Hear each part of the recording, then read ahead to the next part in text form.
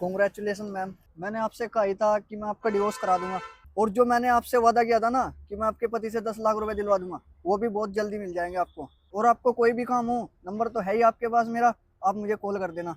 और मैं अभी चलता हूँ।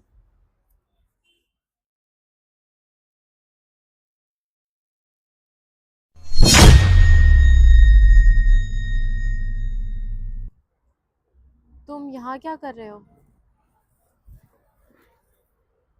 शिवानी तुम। तो फाइनली आज हमारा डिवोर्स हो ही गया। कितने टाइम से ट्राई कर रहे थे ना हम, पिछले 4 साल से। और आज देखो वो दिन आ ही गया जब हम अलग हो गए। वैसे सही है ना। वैसे भी मैं परेशान हो चुकी थी इन सब चीज़ों से। रोज रोज के लड़ाई झगड़े कलेश। छुटकारा मिल गया ना सब चीज़ों से। सही कहा तुमने। वैसे अच्छा हुआ तुम यहाँ पर आ गई। मुझे तुमसे कुछ ज़रूरी बात करनी है। दरअसल वो जो एलिमनी के तुम्हें 10 लाख रुपए देने हैं ना, पैसे तो है नहीं मेरे पास तुम्हें देने के लिए, पर मेरे पास कुछ प्रॉपर्टी है, तो मैं सोच रहा हूँ वो तुम्हारे नाम कर दूँ। और कुछ माँ के पुराने गहने पड़े हैं, वो भी मेरे किसी काम के नहीं है, तो मैं सोच रहा हूँ कि वो सारे गहने भी तुम्हें दे दूँ। और कुछ प्रॉपर्टी भी है, और कुछ मैंने एफडी कराई थी।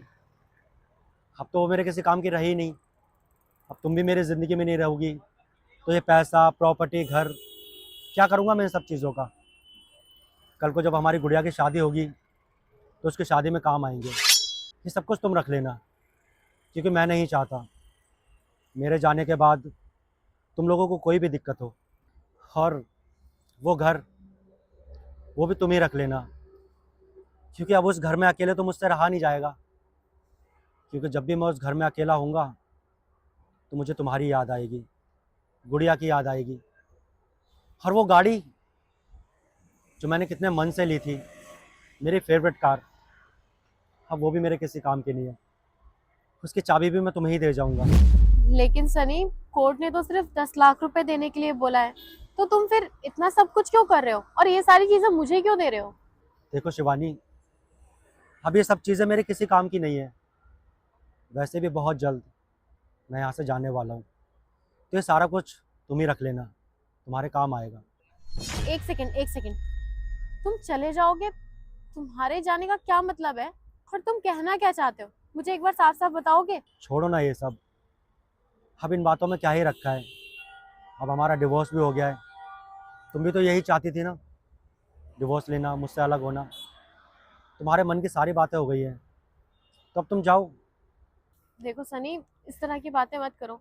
मुझे सच सच बताओ, तुम कहाँ जा रहे हो और तुम्हारा ऐसी बातों से क्या मतलब है? शिवानी, मुझे ब्रेन ट्यूमर है। क्या? Brain tumour? तुम्हें इतना सब कुछ हो गया और तुमने मुझे बताना जरूरी नहीं समझा?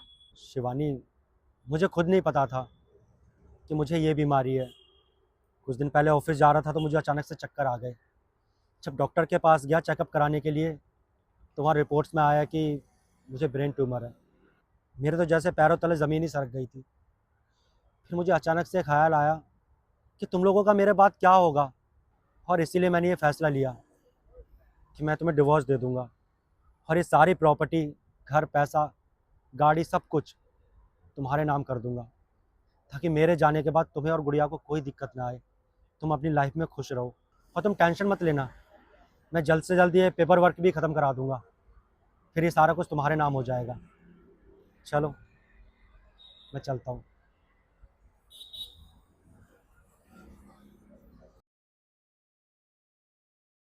सनी, सनी प्लीज मुझे माफ कर दो। मुझसे बहुत बड़ी गलती हो गई। ये डिवोर्स, मुझे कोई भी डिवोर्स नहीं चाहिए तुमसे। तुम्हें क्या लगता है कि मैं तुम्हें ऐसी हालत में अकेला छोड़ दूंगी? ऐसा कभी नहीं हो सकता। जब मैंने तुमसे शादी करी थी तो साथ जीने मरने के वादे करे थे, वो भी पूरे 7 जन्मों के लिए। मुझसे बहुत बड़ी गलती हो गई जो मैंने तुम्हें छोड़ने के लिए सोचा। प्लीज सनी, मुझे माफ कर दो। I am sorry.